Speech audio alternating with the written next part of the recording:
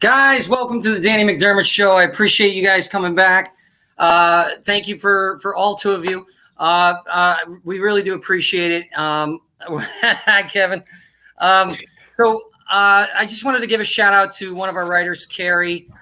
She has been amazing, and she's driving back across the country. So I just wanted to give a shout out to her, tell her we love her, and we're grateful for her being on the team.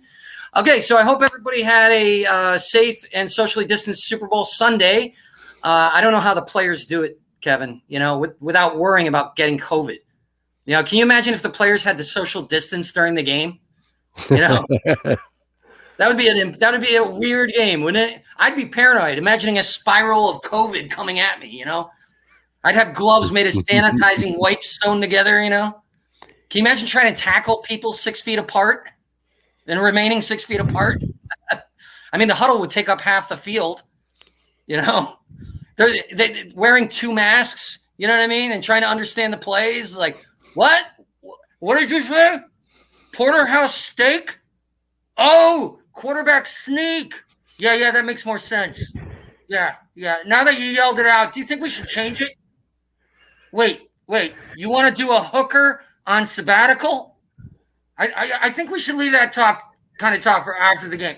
Oh, a hook and a lateral. Oh, okay. All right. You know what? Maybe we should pass around a notepad. Can you imagine that? So the Buccaneers, Kevin, what'd you think of the game, man? Tom Brady, the GOAT. I couldn't believe my Buckeyes. Dude, the Buccaneers were all over the Chiefs like a pack of sea lions who stumbled in a penguin bathhouse. I mean, it was crazy. They couldn't do anything. There was nothing they could do. They were overwhelmed. And what about the halftime show by The Weeknd? What'd you think of that, Kevin? I thought the show was all right. Look at all these guys. Look at it looks like they all had plastic surgery and didn't have time to heal before the halftime show. 100 guys in red jackets.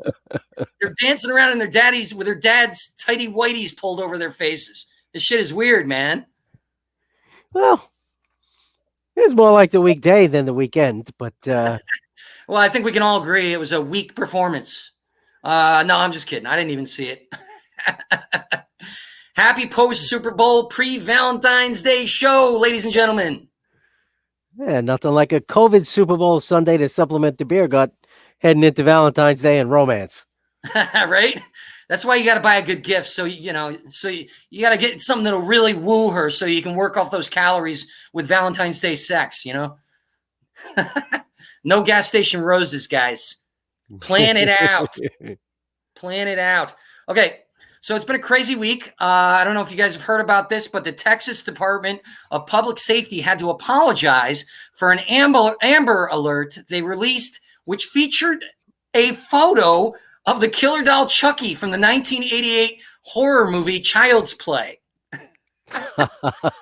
That's great. You should probably report that whether you see the Amber Alert for it or not. They really released this. It was an accident. They were sending a test message to subscribers, which described the perpetrator as a 3'1", 28-year-old carrying a huge kitchen knife. Actually, Kevin, that kind of describes your ex. No. She was never 28. It does describe this guy, though. Which guy? There's a video coming. Are we going to show? I guess maybe we don't have it. No, we're there all it goes. Oh, now, Oh, you're getting a backstage view of the engineer's screen. Here we go. Look at this little guy. Yes, that guy. That is the cutest thing, man. He kind of looks like you, Kevin. Thank you. He does. Look at him. That is adorable. You know, that little guy could stab me anytime. I'd never get mad. He's too cute. He might look like me, also, but I never wear that shirt. By the way, Kevin, it's also National Umbrella Day. National Umbrella Day. Right? I like it. Rain or shine, we need to appreciate all that umbrellas do. For example, they keep everything dry but our feet, which is why tomorrow should be wet socks at work day. Have you ever dealt with that? Oh my God. I did that once, and this is a true story. My socks were completely soaked, and I stole one of my coworkers' heaters that she kept under her desk, and I put my wet socks on it, and she caught me. Oh yeah, that's yeah. She was not happy. I said I just put them on. They weren't a stinky all day sock, you know. She still didn't forgive me. Also, they accent Kevin's fruity drinks. Kevin's fruity drinks. Kevin, come on. I'm ripping on you here. That's and they help concubines look like shaded mimes. It's poetry, Danny. Don't they look like mimes, dude? Come on. They do. They don't speak, do they? Do they speak? I don't think they do. They just don't pantomime as much. They also provide Rihanna an opportunity to turn a 3-syllable word into 9 syllables. Under my umbrella, hey. I don't know. I did that wrong. You totally parasoled me, Danny. It's not my go-to karaoke song. Let me see if I can do it again. Under my umbrella, Ella, A. I did it. There you go. Yes, you did, Danny. Congratulations. Did I totally parasoled you on that one, Kevin? You did. You did, and that joke has parasailed on out of here. That's Mary Poppins of you, Kevin. That's so, all right. National Umbrella Day and Valentine's Day. Any plans, Kevin? Yeah, now that football's over, I'm keeping the options open. Okay. Dating is hard, but it's apparently not as tough as it is right now for A-list actor Armie Hammer. Look at this guy. He just was dropped by his agency, PR rep, and wife after some of his ex-girlfriends leaked text messages, including one which detailed how he would like to cut off one of the woman's toes and keep it with him in his pocket. No, wait a second. That doesn't mean anything. He might be just a little weird, like Angelina Jolie used to walk around with the vial of the blood around her neck, or the underwear face guys you showed at the halftime show. It's a little weird, but a little weird is what's normal now. No, Kevin, a body part isn't normally a keepsake, buddy, okay? It's a sign that you tortured animals as a child. Yeah, maybe he really liked the girl. He wanted to carry around a piece of her for luck. Like a rabbit's foot, something like that. Now, give this guy the benefit of the doubt here. No. But then he sends a text and says, thinking of holding your heart in my hand and controlling when it beats. So now he's got his toe in her pocket. He's squeezing her heart in his hand. What's next? Her eyes on a dinner plate? That could just be what he thinks of as romance, Danny. You know, it's a little freaky, but that doesn't necessarily mean he's a cannibal and he wants to eat her. You're way too forgiving, Kevin, because in his very next text, he says this: I am 100% a cannibal. I want to eat you. You know, it's that second sentence that convinces me he should remain alone. And you know what? That explains a lot of your past relationships, Kevin, because the second sentence is what keeps a woman happy. Not when it follows the first sentence, Danny. Now, quick question. Have you been grooming me to eat me eventually? You know, I'm getting uncomfortable with the direction you think our relationship is heading. Then it's doing just fine. That's what I wanted to hear. How am I supposed to watch an Armie Hammer film now without thinking about him turning someone into a McRib? You know? And how am I supposed to eat a McRib without imagining Army making love to it? Well, instead of call me by your name, it's, call me by your menu item number. He's not picturing you on a stripper pole. He's picturing you on a rotisserie. With pockets full of side dishes. Whatever you choose. Oh, man. I'm going to stick with being Kraft singles. Thanks. All right. Well, you can tuck little condiments in the pockets too. There you go. All right. We've had our fun, Kevin. We've had our fun. We've probably gotten rid of half the audience. So let's bring on our guest. Our first guest. He's a very interesting, super smart guy who's going to pull back. Let me see.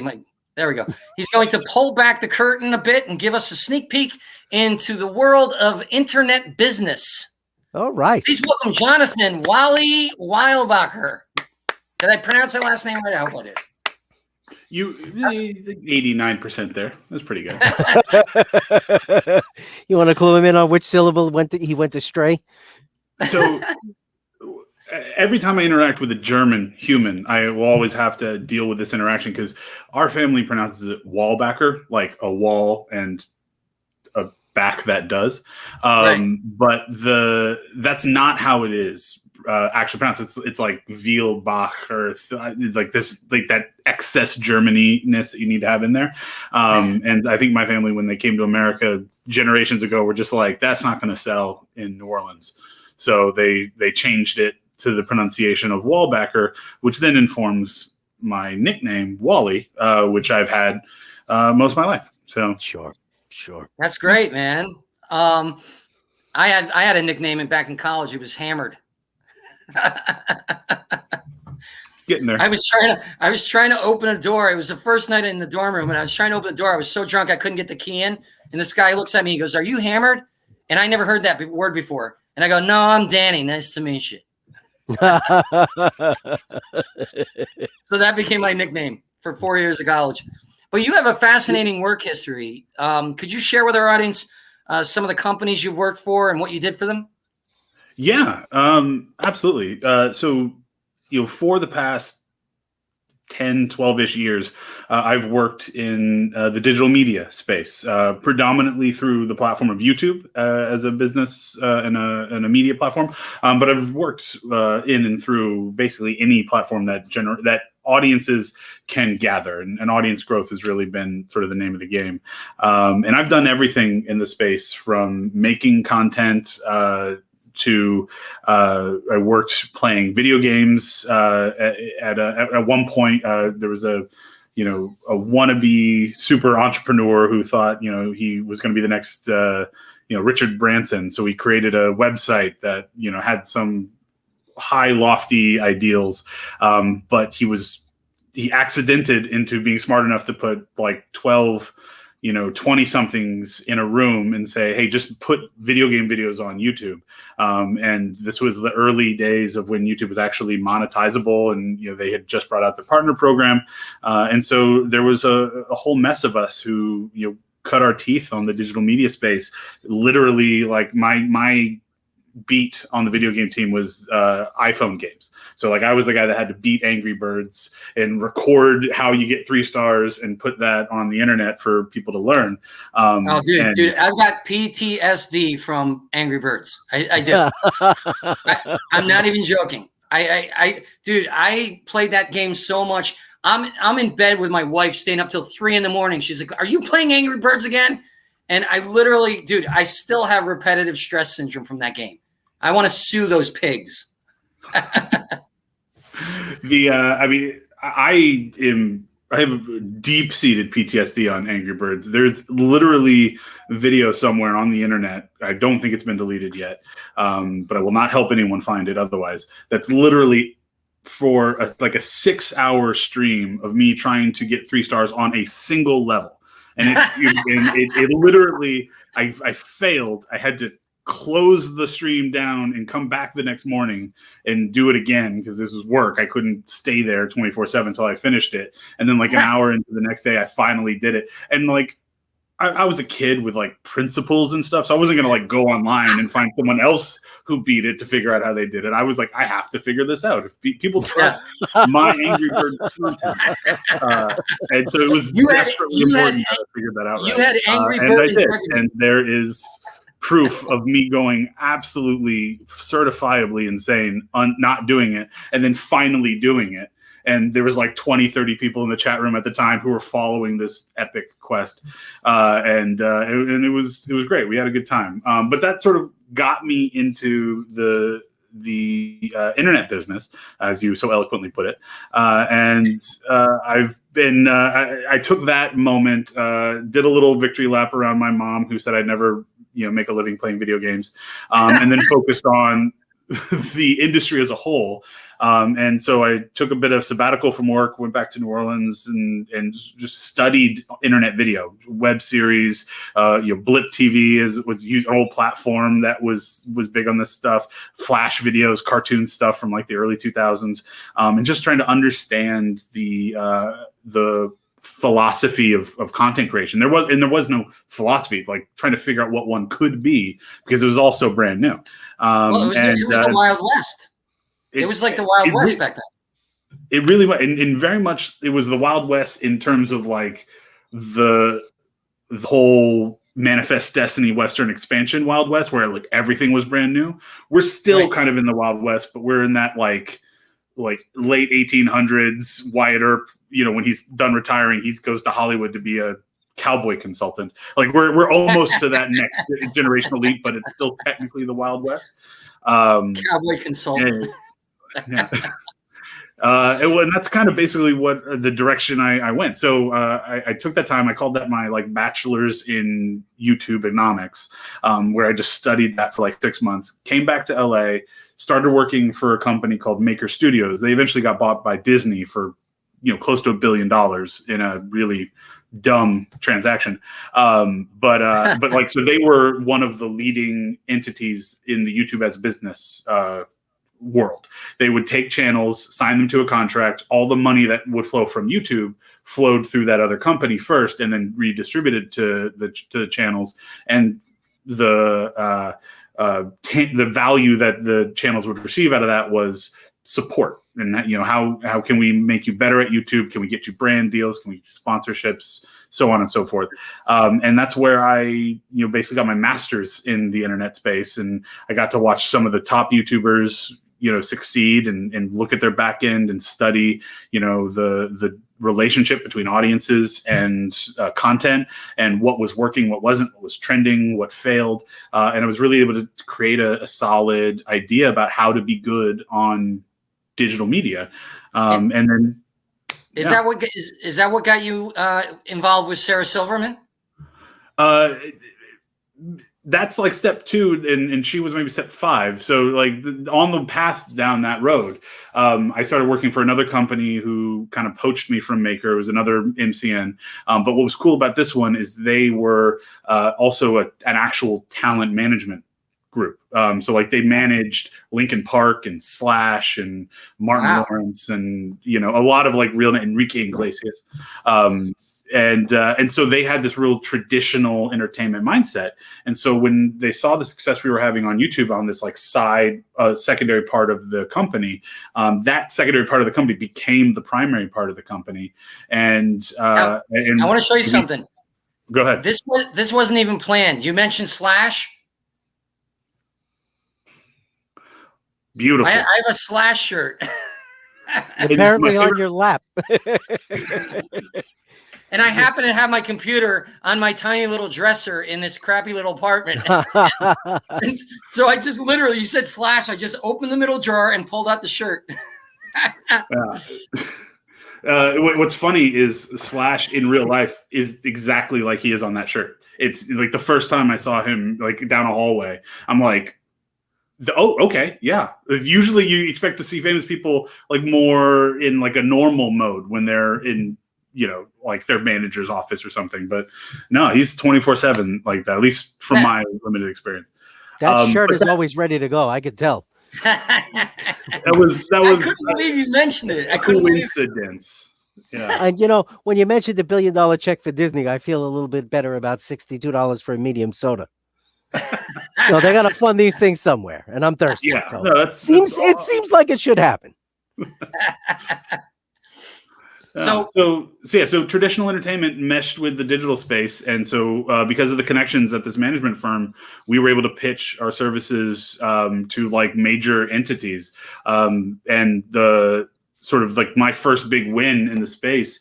I flew out to New York, the first time I'd ever been in New York. I'm a South and West Coast guy, so I'd never been to New York before. It was like a whirlwind, 36-hour trip, fly out the night before, wake up, go to 30 Rock, and I'm literally brought up to like the sixth floor, so like right at the hub of late night in NBC. And they sat us in a room and they said, pitch us what you'd do for Jimmy Fallon.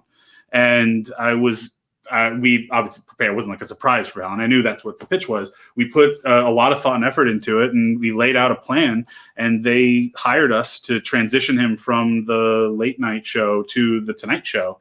And we did the whole first year of YouTube strategy. And at the time, Fallon wasn't like the number one guy on late night in terms of like all these videos. He could hit a viral video, because he had like that innate comic sense and all of the access. Like he wanted to do something crazy with a major celebrity, he could just ask, and oftentimes they'd do it. Right. But he didn't have any consistency, so there was no growing. Like Kimmel was bigger, Ellen is huge, Colbert and the Tonight Show or the Daily Show, all much bigger. So we went in and said, not only can we do this better, but we'll make you the number one guy in your space in 2 years. Wow. And we were confident on it, and we did it in 9 months. And I'm not going to like credit for, doing Full House reunions that get 15 million views. But he certainly wouldn't have been able to grow at a consistent level had we not helped that team build the foundation there. And that really turned a light switch on for the rest of my career, that the work that we do with kids in their mom's basements who are just like creating YouTube content can be the same work we do for traditional people, because it's all the same thing. We're all trying to grow audience. We're all trying to connect to people, and the digital media space democratizes who can do it, but it doesn't eliminate someone from being able to do it. So it just changes the game. And so did a bunch of other stuff like that, interesting things, for the next couple of years. But then when I left that company, I came onto a comedy collective called JASH, which is founded by Sarah Silverman, Tim and Eric, Michael Cera, Reggie Watts. We also did a bunch of stuff with like Doug Benson, Norm Macdonald, second billing to me on this show, Henry Phillips. We did a lot of really cool stuff. And basically YouTube, a few years before I got to JASH, decided that we're going to start giving money to talented creatives to get them onto YouTube. There's $1 million checks that they were handing out to like everybody. And and all you had to do was be someone that could make a case that you could build an audience against that. What about us? If they were still handing out those $1 million checks, I would know exactly who to call on your behalf. But I think they wised up that didn't quite work, because most of the channels, once that $1 million evaporated, they didn't build a business, so there was they couldn't keep doing it, and that's the big thing. JASH, this comedy collective, they did build a business. Yeah, you know what? We'll take a couple $100. That's fine. So you're with Sarah Silverman. Kevin, you're supposed to laugh at my jokes. You're fired. Are you alive, Kevin? Seriously. Well, I wasn't going to reward that. Sometimes you look like a statue. You just okay. I jump in when the show needs a joke. This show doesn't need a joke yet. I'll let you know, though. I'm lurking. I'm waiting to bounce. It's a compliment, man. Take it. That reminds me of my ex-father-in-law. He used to lurk. That's a little different, Danny. You'd be in the room, and all of a sudden he'd be like right here. He'd be like, oh! All right. Anyway, so Sarah Silverman, did you work directly with her, or did you just explain what you? I know you're probably doing the same thing, building the brand, building the audience and stuff like that. Did you actually work directly with Sarah at all, or no? So yeah, very little in terms of direct, but that wasn't because like she was like a hands-off thing. It was more based on what JASH was trying to accomplish as an entity. It was founded obviously by those comedians, but on the business side, it was founded by people who are deeply connected to the talent side of the creative part of the traditional industry. One of the guys was an EP on Kimmel's main show, so we had that connect to that world. And then the other guy was Daniel Kellison, who's an old Letterman writer who founded Jackhole with Kimmel and Carolla, and he's really good friends with Sarah and all those people. And his idea that was sort of part of the ethos of what JASH was doing was we weren't going to come over the top and say, oh, that chair is funny, do this. Like, we were going to provide a safe harbor for funny people to come do stuff on a platform that they might otherwise find inaccessible. And so that's where we worked with Sarah. So she was really into it. She did a lot of really great stuff with us actively. It wasn't a passive relationship, like just share our name. And my role in a lot of that was helping generate as much audience towards her stuff on that YouTube channel as possible. And then also, because she's a very polarizing figure, help community manage and moderate some of the worst part of the conversations, which can bubble up on the YouTube a lot, and just to help sort of smooth it out. But she was of the talent, like, she supported the JASH experience a lot, and she did a lot, and I think the whole team felt very much like very seen by her when she was around, even if it wasn't like she was in the trenches with us, because she had a bunch of other stuff to do. There were other comedians that had more of a distance with it, but I was always very impressed whenever she interacted. She had the real sense of earnestness in the process that you really need, and there's no surprise that she's so successful. She was always a sweet person to me. I used to book her in New York. I don't even remember if she was famous yet, because I used to book a lot of shows with Bill Burr and all these comics are huge now. But she was always sweet to me. She was always I always liked her. And she really surprised me with how funny she was. I mean, when you put her in a comedy club, in a small basement comedy club where 60 people, and she really connected the audience, it was amazing. Real quick, I want to talk about something real quick, and we're going to bring Henry on it in a second with you. We don't normally do that, but we're going to do it this time since you guys know each other. You're a huge movie comic toy collector. Now, we have a segment after this, but I just want to talk about this for a quick second. Absolutely. In fact, you have a Slash shirt. I have a life-size Baby Yoda, just like on hand. Life-size. I'd say fully, like exactly how he would be, the real one, obviously. That's what I was saying. I was like, you said life-size. I'm like, so we know exactly what size that life form would be? Yeah, no, we got exact dimensions from Wikipedia. No, it's a Toyota. Yeah. Never before has that joke hit so perfectly, and it's actually a shame that more people aren't watching this right now for how perfect that was. Don't encourage me. I'm a big nerd. I love that space. I mean, one of my favorite stupid factoids, like when I'm doing public speaking or something, sometimes like a moderator will ask me for a stupid fact to kind of break the ice, is I go to the long form movie marathons that play in movie theaters. And particularly in LA, I have access to the El Capitan, which is Disney's like movie palace. And so they do these incredibly elaborate marathons. The first one I did was an 11 movie Marvel marathon that led up to the second Avengers movie. And it was like every movie in a row. For like 30 hours, 36 hours or whatever. Wow. And then did all the Star Wars ones. 3 times we did the Star Wars one where it was like the first 2 trilogies and then The Force Awakens and then the second one and then the third one. So by the end of it, it was a 9 movie marathon.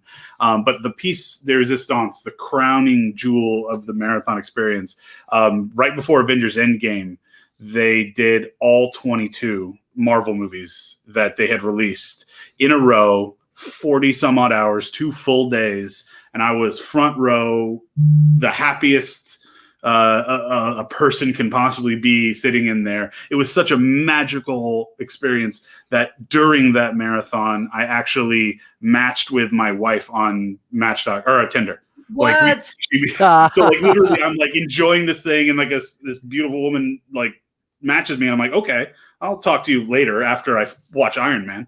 And it turns out we went on a date shortly after. She was enamored with that level of nerdiness, and we hit it off, and now we're married. That's amazing. That's Very amazing. Nice. It's a great Valentine's story for us. Yes. Yeah, I figured you got to bring out the aw shucks guns for. All right, now stay on here, Wally, because we're going to bring on a friend of yours, a friend of mine. I love this guy. He's a stand-up comedian. You may know him from the movie Punching the Clown, brilliant movie, or as John the Server Guy on HBO's Silicon Valley. Please welcome Henry Phillips. What's up, buddy? You are muted, Henry. You got to hit unmute. I can do it. Well, there it is. That was for purposes. There you go. Guys, Wally, good to see you. Hey, how you doing, Henry? Doing great. You know, my fond memory of the night that I met you was were we around a fire or just a fire pit at the JASH Fest in Palm Springs or Indio or wherever that was, and it was just amazing. JASH had the first and last annual JASH Fest, and it should have been more. It was, JASH Fest, Palm Springs.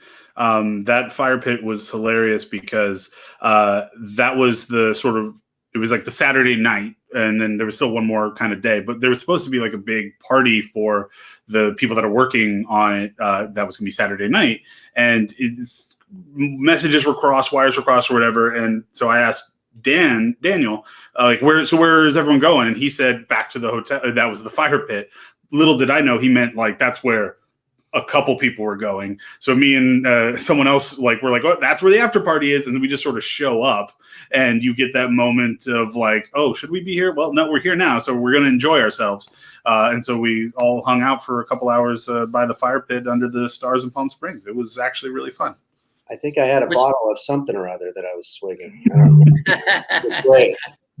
You knew what it was when you started swigging. Yeah. By the end, you forgot. Yeah. So, Henry, you and I met at the Improv, I believe, when I first moved to LA about 8 years ago. That's right. Yeah. And you came from New York, which is where I'm from originally, but I only did comedy there after I had already been doing it for years. But yeah.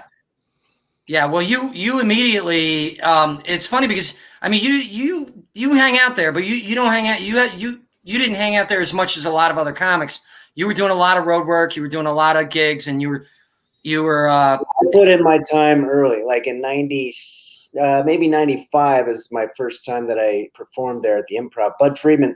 I used to be more of a coffee house musician, and I would go around to like the Highland Grounds was a big one. Genghis Cohen. There was a place called the Coconut Teaser, and all these places, and do music. And Bud Friedman saw me at the Genghis Cohen one night and asked if I could go open the show at the Improv.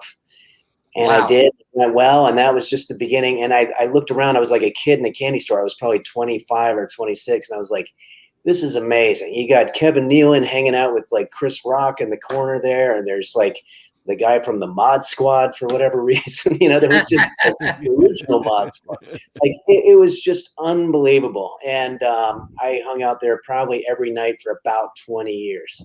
And then I think by the time I met you, Danny, that was like 2013.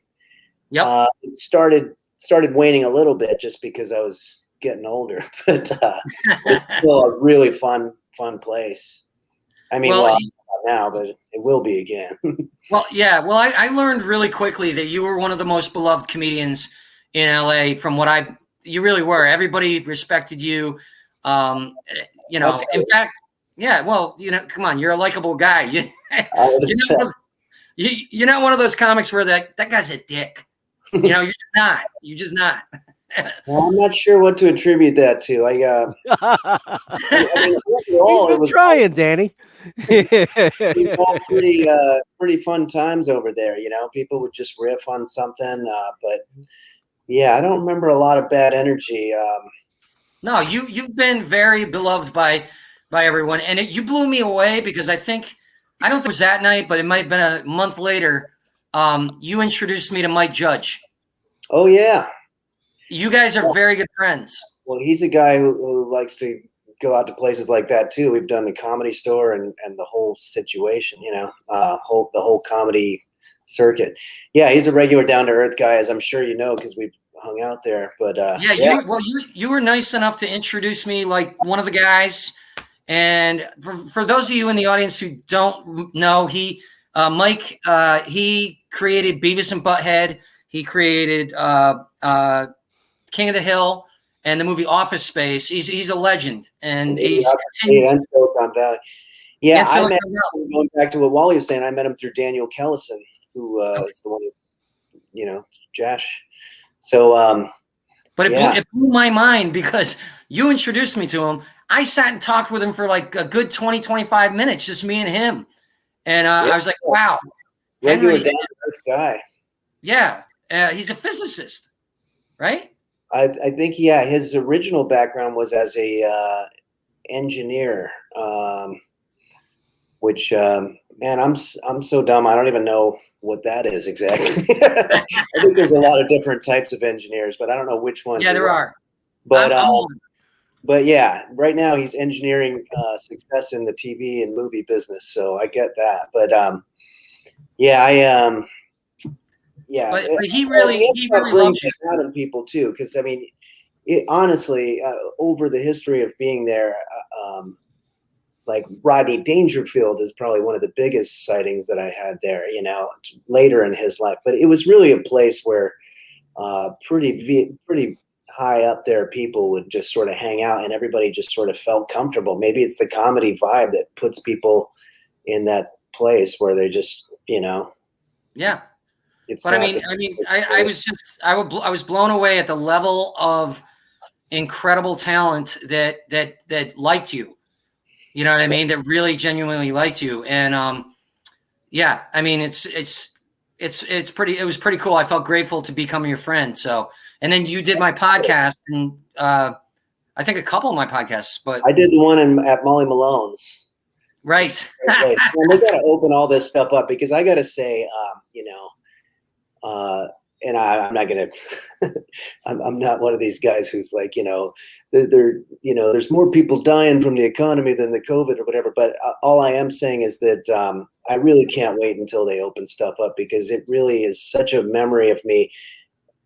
LA has always been like a playground to me. I mean, it's like Genghis Cohen. Okay, the show's over. Let's zip on down to the Improv, and then let's go to Molly Malone's afterward. Oh, Canner's, there's a band playing there. You know, it's like, that's the heart of the city, and we got to get that back, especially now that we Uber from one place to another. Yeah. So, you know, I just can't wait till everything comes back, because it's been a little, I'm having a lot of nostalgia lately. I'm just like, oh man, those were good times, you know, and they will be again. They will be. It'll come back. So I want to talk about some of the stuff you're working on. Henry's Kitchen. You've been doing, how many years have you been doing that now? That was, I think, 2011. I did the Montreal Comedy Festival, and Wally will probably relate to this, because I think it's a lot of your knowledge base is more modern. So I'm an old school stand-up comedian, road comedian. Like guys like me usually are pretty far from what the younger, or the kids are doing, you know, which is, you know, a lot of really smart stuff. I kind of did it by accident, and because it was that time in the early, like 2011, 2010, where it was a big mystery. How do you get a viral video? And as we learned eventually, it's not really something that you try to do. It's something that just sort of happens to you. And so I was in the Montreal Comedy Festival, and I was pushing the independent movie and also my comedy. And I'll be honest with you, it was really depressing. I mean, you just talk about being a small fish in a big pond. You know, I did a show one night with like everybody was on the show. It was like Dr. Ken and Craig Robinson, and you know, every single person was a huge name. They're all great people, but I remember the next day looking at the reviews for the show, trying to find my name in there, and they didn't even mention me. And I was like, that sucks. That just hurts. Oh, that sucks. Anyway, I came back from Montreal feeling pretty down, and I was single, I was going through a breakup, and I was watching a lot of these YouTube videos to learn how to cook. And I couldn't stop cracking up by seeing this overflow of middle-aged guys like in their attic or something trying to teach people how to make chili and stuff like that. So I was like, I got to start making these. So I made a French toast video, and I sent it to a friend of mine, Chris Fairbanks, and I said, hey, don't show this to anybody, but I think this is a funny idea. And then he instantly just shared it with everybody he knew, because he just got so swept up. He's like, everybody's got to see this, you know, without even, you know, I said, no, wait, I'm still working on it. So then I did another one. The second one, Henry's Chili for One. And then that one went viral. And Sarah Silverman tweeted it.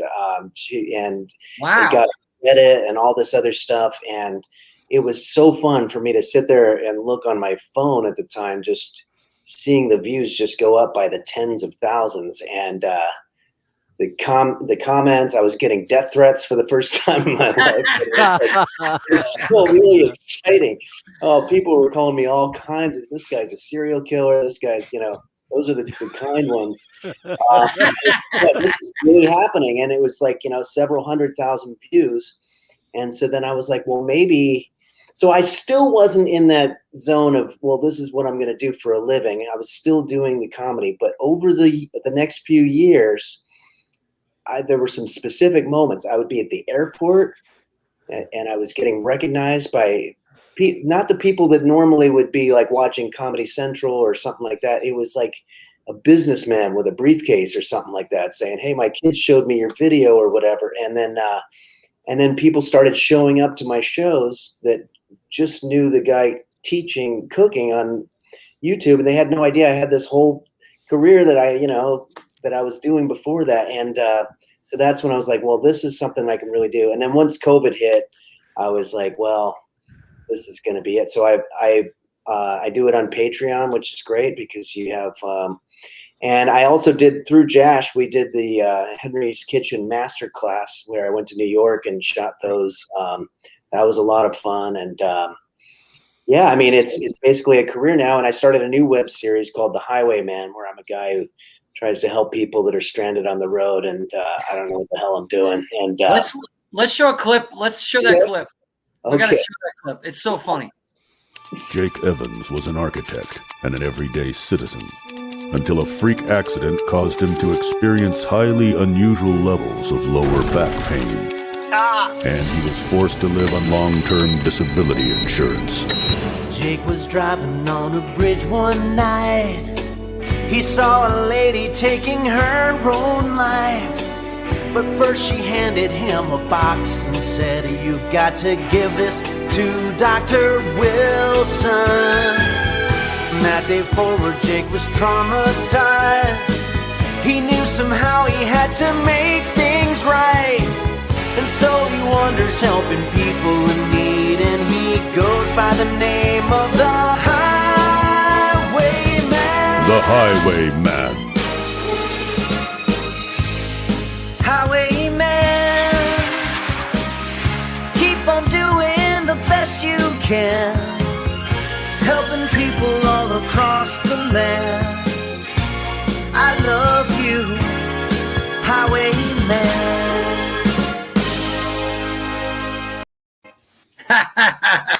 It's trying to be like a throwback to those shows from the 80s, like Highway to Heaven, kind of The Incredible Hulk, $6 million. I saw The Incredible Hulk because you were doing this with the box. Yeah. I love that stuff. And so yeah, it's just like it. I have no idea what it's trying to be, but it started out as like he's trying to help people on the road and he sucks, and then it started turning into he finds a a secret box from the government. It turns out to be a jetpack, so he's jetpacking around everywhere. So I've done like 60 episodes at this point, and but it's so I love this about your humor. Your humor is like with the cooking thing. It's so deadpan, and you're basically making fun of these people, but you're really sticking with the deadpan, and you're pretending to be real. But it's obviously you're not because of what you're doing and what you're saying. But it's just it's that's what's so good about it. I've always Spinal Tap was the first one, right? Like where you're like, it wasn't like watching a comedy movie about a band that sucked. It was like a band that sucked. It was like they were actually being that for your enjoyment, and I just love that. That was just the greatest to me. Yeah. I mean, and it's your deadpan delivery, and it's the same with this. You're playing, you're doing a show that's basically you're making fun of these shows in such a funny deadpan way. I mean, the expression on your face is so serious. It's like when you see those bad commercials with the people who own the company. You know what I mean? Well, and that's good. Yeah. I just love that kind of humor. And I've never been, there's so many different types of talents in the entertainment. And the one that I never had was either someone who could do characters really well or someone who could hold a product up and smile and sell a product. I could never do either of those things. I can only do this kind of nervous, dumb guy walking through life. And that's what I did on Silicon Valley as well. And as long as it's that one thing, I'll do it. I'll do it. But, dude, I think it's great. I really do. I love it. I mean, you've really nailed it. I mean, and it's just an awesome way to do comedy. Thanks, Danny. And to tie back into what Wally was saying, it's like we are democratized now, because back in the 90s when I was doing comedy at the Improv, well, for one thing, if you're in LA, that whole idea of doing comedy on the road is sort of a foreign concept, because it's going to require air travel, and the only way you're not going to get booked and have somebody cover your flight just not knowing you. So it's really hard to break into. But I started looking around going, okay, so it looks like my choices are either get on a TV show, a network TV show, or just do shows in bars for $100 a night. I mean, those were really the two options, honestly. I was lucky enough to have comics bring me out on the road, and eventually was able to get a career that way. But what we have now is you can make your own movies, TV shows, podcasts. It's like we can do everything, and it's so much more fun than it was back then. It was fun back then for different reasons, but it's so much more. You can be a part of the business now. Yeah. And the great thing about it is, anybody can create a show. Yeah. And anybody, and you really captured that early on. You saw these regular people creating these shows who are just terrible on camera, And there's still some that I really laugh at all the time. Oh, dude, my buddy in New York, he watches he watches all these videos about woodworking, and some of these guys, oh my God, they're so boring. They're so bad. You know what I mean? And the way they try to do camera work to try to make a joke, they do a horrible zoom or a horrible, zoom in, or a horrible, whatever. Or their wife comes in and goes, I think that too, honey.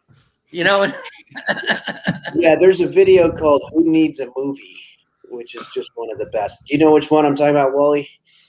Who Needs a Movie? It's two people who actually, as it turn out to be from the same hometown as my wife's from. It's Kelowna, Canada. And they're local celebrities up there, but their video went viral for all the wrong reasons. So watch that one. It's fantastic. Well, we had a segment that we want to do with both of you guys right now. This is kind of like we have this segment where we have failed things, and it can be failed music, it can be failed anything, but this is what we wanted to do with you guys today. Ready? Okay. Failed Valentine movie titles. All right. So what we did was you realize, but the original titles for movies, when they're thinking of titles, sometimes they had really bad titles, and you only know the good title. So what we've done is we've done our research. We've gone back and found the bad titles of these movies that were, thank goodness, rejected. So let's start with number 1. Okay, When Harry Met Sally. Okay, everybody knows that movie. Everybody knows the title. It's a great title. It's a perfect title for the movie. Perfect. But before that title, they had another title that did not work. When Sally had an orgasm over a sandwich. Descriptive. On the nose. It's a good YouTube title instead of a movie title, because you get the hey, there's a girl in this. She's gonna have an orgasm and food. These are important parts of the YouTube algorithm. It sounds like a time saver. You have the lovemaking and the snack, but at the same time, instead of stretching it out. And people want to see that in a 12-minute YouTube video form. So yeah, that's. Hey guys, we'll work with you. It's true. Let's do it. All right, next one. You've Got Mail. Okay, you know what's funny? As we were going through these, I realized that almost every great romance movie involves Meg Ryan for some reason. But this is the title that you all know. But before this, the title wasn't that great. I hate you in real life, but you make me horny via email. It's too long. It's a story I've heard a billion times. TLDR, as the kids say. Too long. Usually with me, it's like, oh, they like me right away, and then they fall out of love with me during texting. Yeah. With me, I never get to see them the second time. With me, it's I hate you in real life, and nothing in your email changes that. Right. All right, next one. About that title though is it went unused, and therefore when they make a feature film about Tinder, it doesn't. I think that's generally how it is. Like, oh, I like you in this, but then as soon as we start talking, not so much. Right. So I think it has a chance to come back. That title, either that or on a T-shirt. If you can fit that many characters, front and back. You're gonna have to do the turn. Yeah. All right, A Star Is Born. A Star Is Born. Everybody knows this. This has actually been remade, 2 times? 3 times? More than that. It's been a few times, yeah. I think so. 4. You think 4 times? Okay, well, the original title was nowhere near as good. Let's see if this singer can act. It's more of a description, really, than a title. I think they were talking about it, and somebody accidentally wrote it down as a title, but it was almost the title. Well, it's true because also Christopherson, right? He was in the other one. Yes. Yeah. And then there was one before that. Streisand, was she with Christopherson? Yeah. That was the Christopherson one, and the other one was in it was black and white. It was way back in the day. That was right, the really old one. All right, next one. Okay, Brokeback Mountain. God, there's so many jokes. I feel like this is going to be hack. No pressure. I mean, how can you do another title that's not hack? Was originally You're Mounting Broke My Back. Yeah. Okay, call an injury attorney. That would have been a much different movie if he actually broke his back during the movie. All right, next one. Titanic. Now, I know someone who works with James Cameron, and so this is how we got this information. Gilbert Grapes got hot. Wait, but he wasn't Gilbert Grape. It was Johnny Depp that played Gilbert Grape, right? Well, yeah. Oh, yeah, you're right. Well, yeah, but he was in it, right? He was. Oh, yeah. Okay. Just implies, I'm reading too much into it. Sorry. That may very well have been what spurred them to change it. Yeah, there you go. Yeah. The Martian people said they're like, wait a minute, he wasn't Gilbert Grape. We got to change the title. This is factually incorrect. I assume DiCaprio's character in that movie, the last name must have been Grape because they were brothers, but I don't remember what his first name was. Of Wrath? Pear. He was Pear Grapes. All right, next one. How many we got? I think we got 8. Gone with the Wind. 306. No, I'm just, Gone with the Wind, one of the longest, greatest movies ever made. I actually saw it in the theater when they brought it back to the theater, I think in New York City at one point. All right, so it was a great movie. Originally, the title wouldn't have worked. I love you, but this racism is hard to ignore. yeah. That's the last That's actually thing. what you have to type in HBO Max when you want it to come up. Like if you type in Gone with the Wind, it doesn't come up. But if you type that in, you actually can watch the movie. Right? It was woke before it was hip to be woke. You know what, Wally? I would probably just put in the word ignore because I don't think that there's any movie that's ever been made with the movie ignore or with the word ignore in it.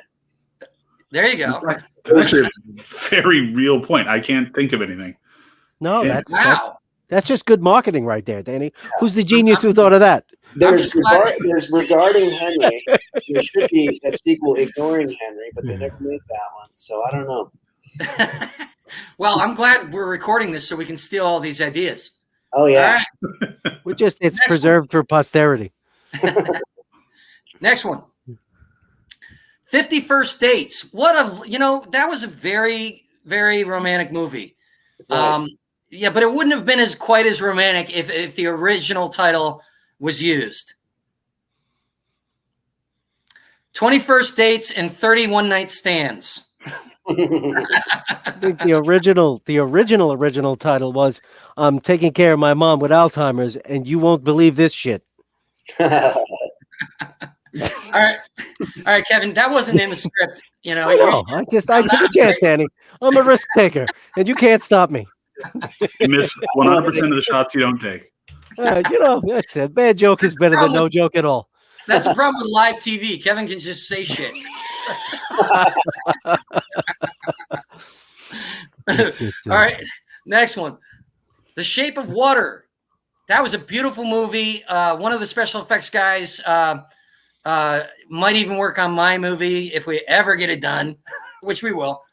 But this was a way better title than the original title, which was "You're Not the Merman I Ordered, but we both like hard-boiled eggs." I haven't seen the movie, so I can't judge. If you were going to name evenings like paintings, that sounds like a woman's drunken regret. That's right. I'm really interested in the mindset of the human being that wrote the first draft of that script and titled it "You're Not the Merman I Ordered, but we both like hard-boiled." What is that person's psychology that he was like catchy? Yeah, maybe he was with somebody. They were starting to make an egg salad, and about halfway through, they were like, All right, let's keep going here. We're thinking out of the box, that's for sure. That was it, Danny. I think I think we may be approaching time for everyone's favorite segment. Yes, everyone's favorite segment. This guy he's rewriting Green Fried Tomato. No, I'm gonna keep busting on him about that. Attack of the Killer Tomatoes. He's actually gonna rewriting that script, and he works for South Park as an animator. He's a great guy. Please, let's start Anthony's segment.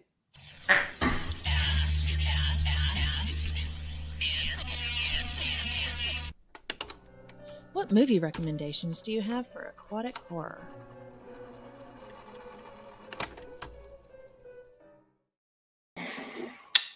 What's up, everybody? How you doing? Hey, Welcome.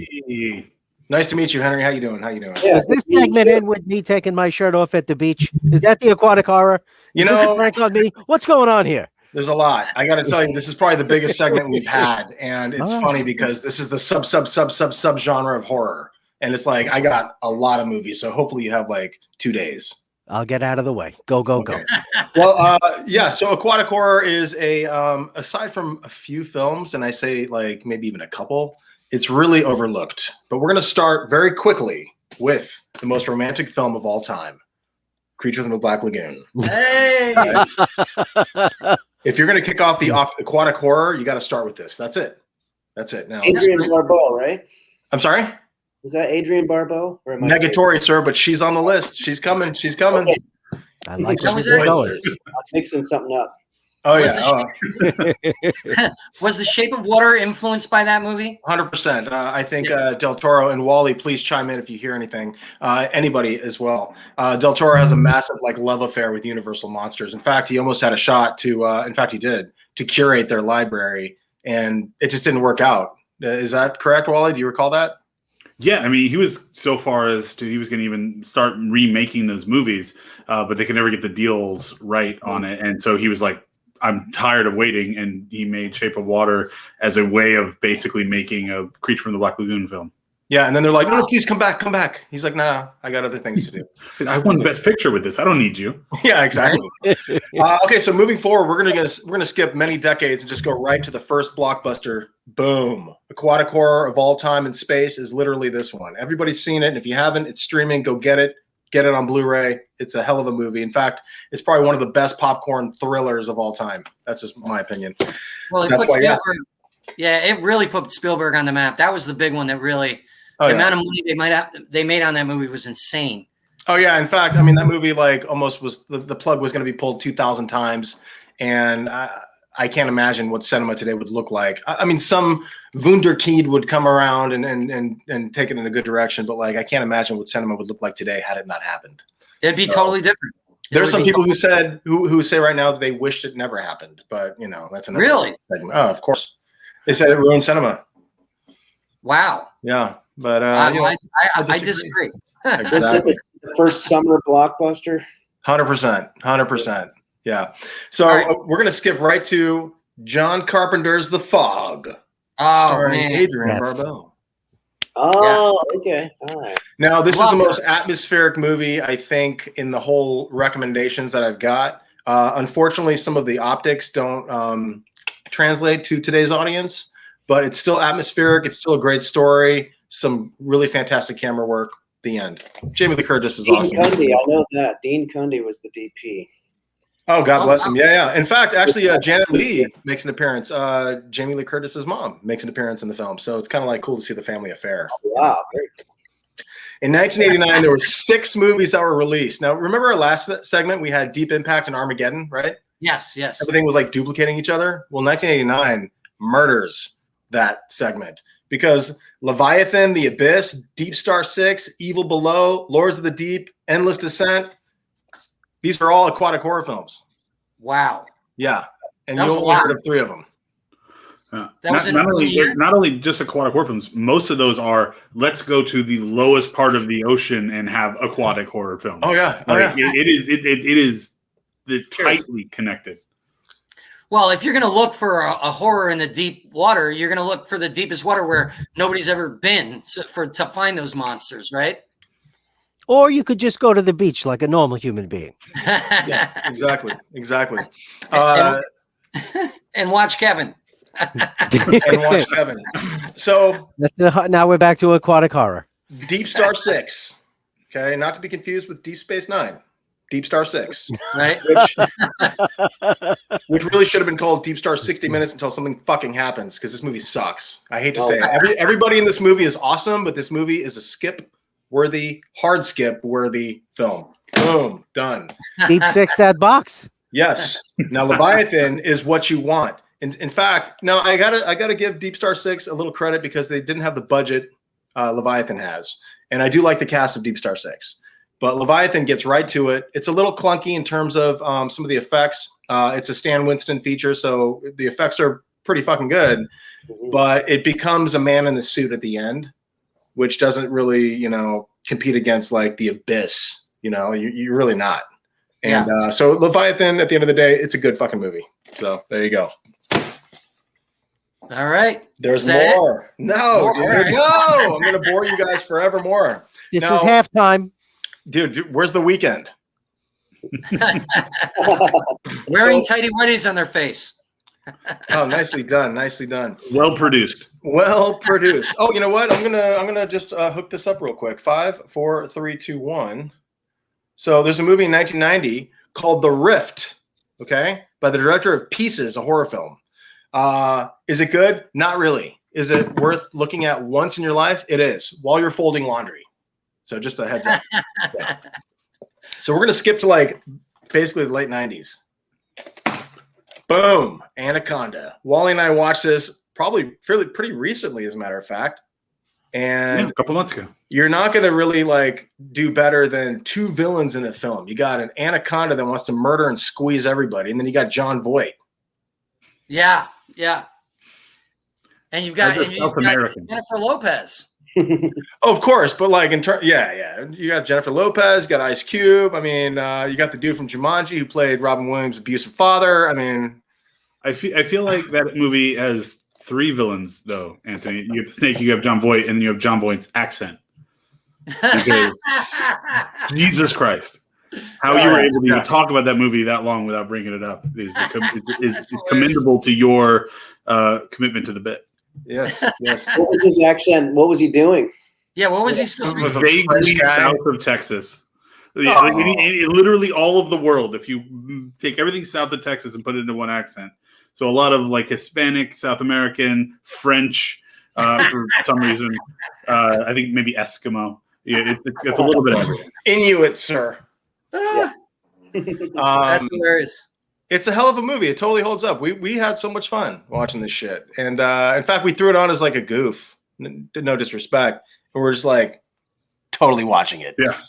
It was fun. It was fun. I know a lot of young guys wanted to watch it because of Jennifer Lopez. Oh, 100%. Yeah, you can't deny like, she was like... Sure, that anaconda could kill a 400-pound man, but can it encircle J-Lo's ass? I don't know. Kevin, God bless you, man. Well, got to watch to find out. If it did, it certainly wouldn't be able to squeeze it. Not without coming back for seconds. Hey, no. What do we got? Is this the baby bird scene?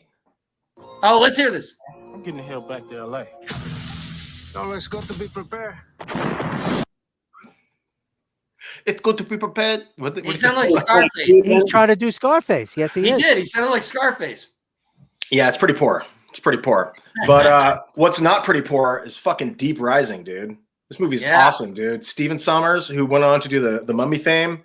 And dude, if you want to do a drinking game where every time Treat Williams says, now what? You're gonna be pretty drunk by probably the midpoint. You're gonna be at least nicely buzzed. Yeah. But this movie it's a hard monster movie with Famke Janssen and a slew of other awesome characters. You really can't beat it though. It's a super fun popcorn flick. It's not the definitive popcorn flick, but it's a good one. So, well, I'll tell you, you said now what is it, dude? Isn't that's exactly how you write any horror film or any any action film, because everything goes wrong one by one. Now what's going to go wrong? What's going to go wrong? Yeah. Now, as long as Treat Williams' voice is in your head saying "now what," you're good. As you're writing, yes, you're good. What was that, Henry? It's kind of a weak catchphrase for a tough main character. Now what? Like it's like you're expecting somebody else to be doing something, you know. You know what? It's a good point. It's a good point because he's so inconvenienced, as opposed to like a dude like Arnie in Commando. He'd be like, "What do you got? What do you got?" You know. But now what? I was about to have a cigar. I think Urkel could have pulled that off. No, you know what character that catchphrase was made for, though? It's clearly the Highwayman. Oh yeah. There you go. It's come full circle. I like it. But I will say, as good of a popcorn flick as it is, it's not the best popcorn flick for aquatic horror. Deep Blue Sea. Okay, this movie is criminally underrated. In fact, I think it gets clowned. And I gotta say, it fucking holds up. It really does. Some of the effects might be like, okay, fine, I'll forgive a frame or two regardless, but it knows what it is. It's smart about it. And it's as cliche as some of it can be. I mean, dude, you fucking eat LL Cool J's bird, you're going to get served. Deep Blue Sea. What do you got, Wally? I know you like this one. No, this movie is like the best. I mean, obviously proving that we all messed up as a society, not making Thomas Jane an important action star. Like, that's a big thing. This was also the film famously that Samuel L. Jackson just gives a really rousing speech about survival, and then immediately a CGI shark pops in and kills him. That's Deep Blue Sea. Now, I got to say, let me chime in real quick. I wished what Sam Jackson did, I wished Steven Seagal did for Executive Decision. But in fact, he was killed in 2 minutes. I'd rather him have like a super speech and then he was killed, 45 minutes in. But yeah, I'm bringing it to action now. So in the Executive Decision, Steven Seagal was top billed because he was like the hottest actor. But it was really a Kurt Russell movie. And this is the first time I felt cheated. I was like kind of a kid at the time. I saw it in the theater. I'm like, yeah, Steven Seagal movie. And I'm watching it with my dad. And within 2 minutes or whatever the fuck, he gets killed. And I'm like, is he coming back?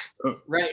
Like, not only that, too. Executive Decision is a movie about, it's like pre-Air Force One. There's like there's an issue with the president in a plane. Mm-hmm. So they send like a squad of Hyperman awesome action heroes to like get into the plane with like a crazy jet entrance, and all this is happening. You're getting Steven Seagal's the lead, and he's kind of like doing the barking the orders, making sure everyone makes it on the plane, and then like immediately at the crescendo of the action scene, right as he's about to like make it the last in on it, and then everyone like has that big applause moment at the end of the first act, the plane underneath it like just blows up or gets sucked out, and he just like almost like a cartoon gets like whooshed out of the airplane, never to be seen or heard from again, just fallen unceremoniously to his death and out of nowhere. And so like the kids in the movie who were expecting, because exactly like Anthony said, it's a Steven Seagal film. It's like, imagine,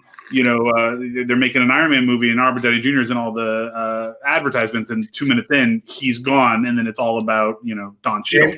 Jamie Kennedy. It's something, just like something different. No disrespect to Kurt Russell, but yes. Yeah. Well, it's like yeah. No, it's they've done that a few times. It was like with Godzilla and what's his name from Breaking Bad? Eddie Murphy in Best Defense. Bryan Cranston. Yeah. He died like in, I was looking forward to seeing him. Hey, I haven't seen it yet. Come on. 6-year rule, man. Yeah. I saved you some time. So in the last segment, I spoke about people spoiling shit 40 years, later. Wally and I have seen thousands. Hold on, I pointed wrong.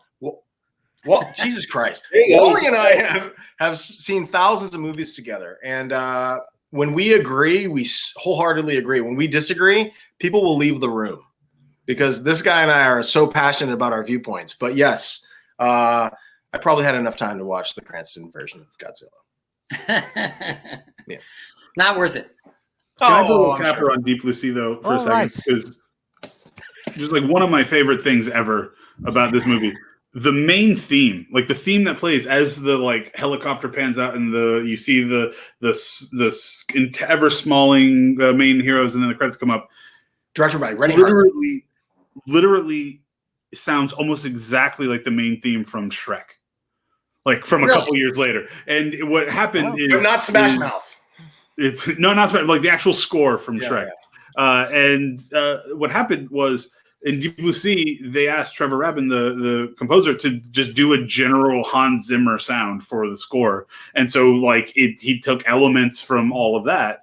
And then Shrek was written by Harry Gregson Williams and John Powell, who are proteges of Hans Zimmer. So, like, they got it from a different place, but then it all came together where then they both kind of sounded almost exactly the same because they were the sum of their inspirations, which were kind of the same. And it wasn't like the composers were different. It wasn't like they were friends or anything. I'm sure they're nice to each other, but like it were two separate entities within that's 99 on Deep Blue Sea in Shrek's 2001. So like in a 2 or 3 year period, these two scores were coming, and just like that's one of my favorite little weird coincidences of art is that like it's one thing to see two films get made that are the same thing. Like that makes sense because you understand a lot of people have to make those decisions, and at some level someone's like, yeah, let's shit in the Cheerios of someone else. But when it's two like smaller cogs of the larger machines having creative impetus based on how they're doing it, and then they end up sounding the same, it's just it's compelling and it's interestingness. And that's my favorite little factoid about Deep Blue Sea. So you're welcome for having to deal with it for 2 minutes. No, that's beautiful. No, it's kind of similar. It's kind of similar to Vanilla Ice and the song Under Pressure. A little bit. Same situation, exactly. Down to the humming on national TV. Yeah. I got to say, I actually skipped, unfortunately, because I have to admit it. I don't have the tape and I feel really bad. I'm going to rectify that very quickly. But within aquatic horror, I can't overlook Piranha. Oh, there you go. All right. You know, Susanna was all on point. I wasn't. God bless. Piranha, directed by Joe Dante. Actually, Steven Spielberg thought this spoof of Jaws was so fucking awesome. He what did he do? He gave him Gremlins.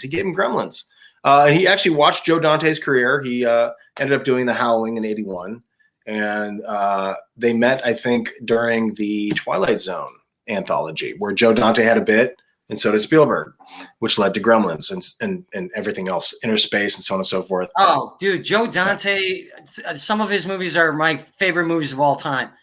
I mean, yeah, you know, he knows what he's doing. And Wally, we met the dude. And yeah, like I said in another segment, he was like the nicest guy. He just likes movies. You know, he has no children. His children are his movies. And he's very good at what he does. And I think studios should fucking throw money at that guy because he has a hard time raising money now. Yeah, you know, it's funny because my movie, the Reaper movie, you know Vincent Guastini? Yeah, Facebook pal, but yeah. Yeah, he did the special effects for a bunch of movies, big movies, and he knows Joe, and he read my script, and he wants to show it to Joe at some point, but not until we get the full money. But yeah, that's pretty cool, man. I can't believe I didn't know he did that movie. Oh yeah. So yeah, he was spoofing fucking Jaws. He was working for Roger Corman at the time, like fucking Piranha. The end. Perfect spoof. Even though they took it seriously. Yeah, it's really funny too because you normally when you think about James Cameron directing the sequel to a classic horror film directed by legendary director, you go to Aliens, but Piranha 2 was actually James Cameron's first, or one of his first directorial efforts. And so took it over, and Piranha 2 actually was my first introduction to not just the Piranha verse, but also like the whole like indie B movie, like off the beaten path scene. Because as a kid, like it was playing, at 10 o'clock on HBO, and I should not be watching HBO past 8. So of course I'm going to watch whatever's on at 10 o'clock at HBO. And you start to like get excited about it. And it's a stupid B movie, but it's Piranha 2. And digging into it. Yeah. Cameron, it was his, that was his sort of shot that a lot of people started to look up and say, yeah, we need to give this guy some bigger projects. 100%. Could not have said it better. He God, the name escapes me, but there was another sci-fi movie that Corman did earlier where Cameron was working on the effects side, and he ended up leading that team. And like that's Beyond why the Stars or something like that. I think that's what it is exactly. Yeah. And okay. Sorry. Go ahead. No, it's okay. I was just we're running a little long. I just want to make sure we don't go over time. I did want to bring up a movie. I see 400 people watching right now. Do you want to cut them off of this awesomeness? I mean, no, keep going. Yeah, come on, man. Somebody's doing this show from a lighthouse. If anybody's got obligations, beat it. We're going to continue. Shit, all good. I get it. We all have lives. No, I'm joking. I don't want to get chastised. No, but yeah, dude. So, Cameron, Piranha 2, The Spawning. I think it was 82, 83. God, probably 82. Basically, piranhas and grunions get together, they mate, and then they start flying. And they fucking murder people at a tourist resort. It's awesome, but it's not really a good movie. But it's awesome. It's like Sharknado without the tornado. Oh, yeah. It really is. It really like that's where the lineage of that stuff comes from. It's another aquatic horror. So okay, so we're gonna skip forward to just to end the segment with the more recent aquatic horror entries. Susanna, do you have any in the mix that you can put on the screen? Otherwise, boom, Crawl. I gotta say, I was gonna end with that, but Crawl is the best, latest aquatic horror right now. You can totally get this on streaming. It's from Alexander Aja, the French director who did the remake of Hills Have Eyes, which is true horror, in my opinion. He also did High Tension, also known as originally Hot Tension. What else did he do? Dude, well, you're going to see an image in 5 seconds. He did the remake or reboot of Piranha, which was super fucking gory. Yeah. I think Wally and I probably saw that together as we see everything together. But yeah. The Crawl was actually a very surprisingly entertaining movie. Oh, yeah. But I couldn't help but laugh at when he got his arm torn off, and then he still lasted most of the movie. It's like, and he's like, if I got my arm torn off, I think I'd be screaming pretty much 100% of the time. And he's still talking. He's like, oh God, let's get out of here. Here's what's crazy about this movie, and this is a hard spoiler. No painkillers. No painkillers. You know what I mean? You can't prove that. What a privileged environment if you're like getting murdered by sharks or alligators or this or that or flying piranhas. You're like, hold on, where the fuck are the painkillers? Like, no one's thinking about that. But I will say this. If anybody has not seen Crawl, step away for 5 seconds and then, of course, come back. I've seen the movie now 5 times. Okay. And I never remember if Barry Pepper, the father in the film, because it's basically a hurricane coming in on the Florida coast and a girl trying to save her dad who's in the basement. Not even that, the crawl space of the house underneath. So it gets flooded. Yeah. And I've seen it 4 or 5 times, and I never remember if Barry Pepper lives, which is a testament to the fucking movie, or I'm an idiot. There's somewhere between that. But yeah, I'm like always surprised. I'm like, he fucking lived? It's because he gets so jacked up in the movie. Yeah. So, yeah. But there's other films.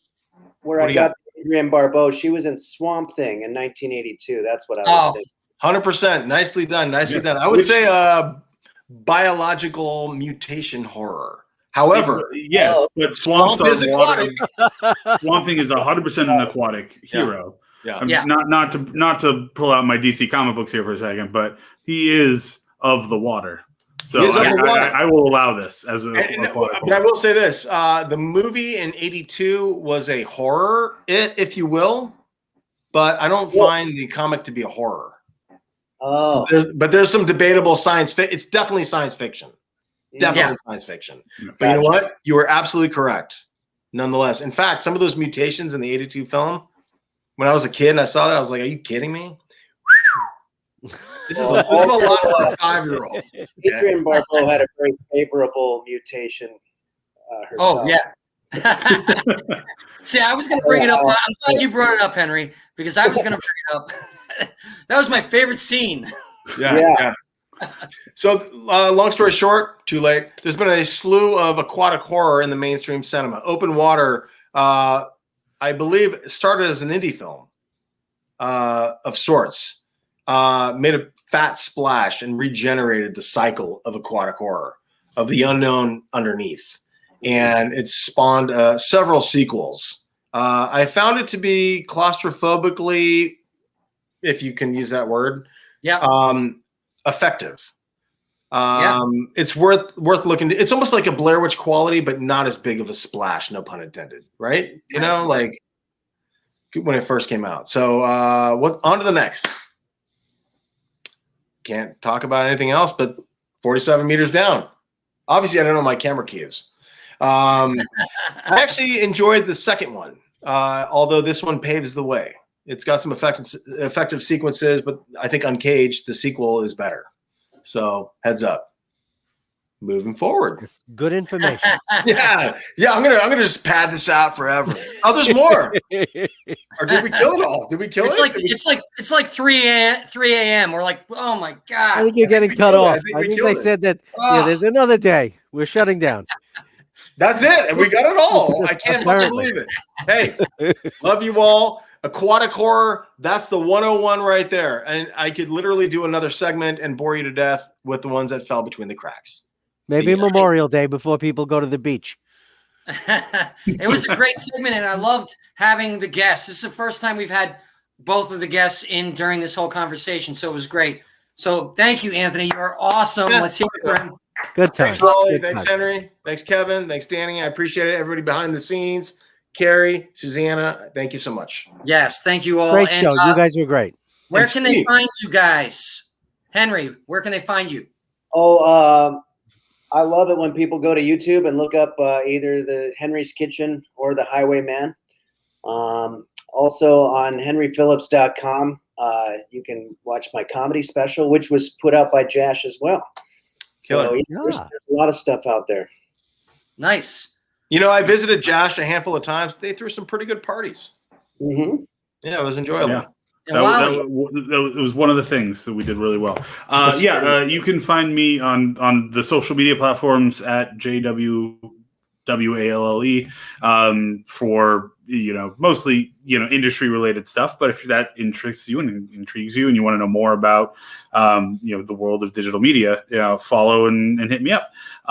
Also, I'm about to start up a weekly live stream D&D game set in the Star Wars universe over at our Twitch channel for a little online brand I co-founded called Whiskey and Waffles. We have a little bit of a YouTube channel, but we haven't uploaded a lot in a while. It's mostly a place where me and the co-founder sort of play around with the platform. But we started doing a lot of stuff on Twitch, and we're doing a tabletop RPG game. So if anyone's interested in watching, a bunch of nerds play in a Star Wars universe while probably over drinking, there is an incredibly ugly link that I'm sure everyone just memorized as it flashed on the screen. With John Carl? We're gonna have it. He's the co-founder. 7&H4. Sure, I got this. Question mark. Yeah. You don't know HTML? Come on now. Don't look up Waffles and Whiskey, because that's another guy, and fuck that guy. That's a competitor who doesn't do D&D. He doesn't do D&D. Point 4 question mark. Bring it on. He does. Kevin's also a Brokebaker for the Army. All right, so we're gonna have. Don't worry, we're gonna have those links, folks, in the. After the show, just go to the YouTube and we'll have the links under there. Anthony will be here every week. Kevin, thank you so much. You're fired. And I'm kidding. About time, Danny. About time. You let him go, finally. I wanted to say this at the perfect time, and it's not going to work now, but you do look like an amphibian, Kevin. Okay, I have one question real quick, Danny. I know we got to wrap this up. What's behind you? Oh, geez, dude, this is my old place in LA. No. Is that a bike? What is that? I was riding 20 miles a day for a while. It's a specialized bike, so that's why you look as good as you do. I'm in quarantine. I can tell you so many stories about how my feet, I couldn't get them out of the pedals and I fell on people's cars. But let's not do that. Let's end the show next week. Yes, till next week, guys. Thank you so much for watching the show. Tell your friends and check out the links afterwards. Good to see everybody. Thanks. Nice to meet you all. Hang tight. Yeah. Great job, guys.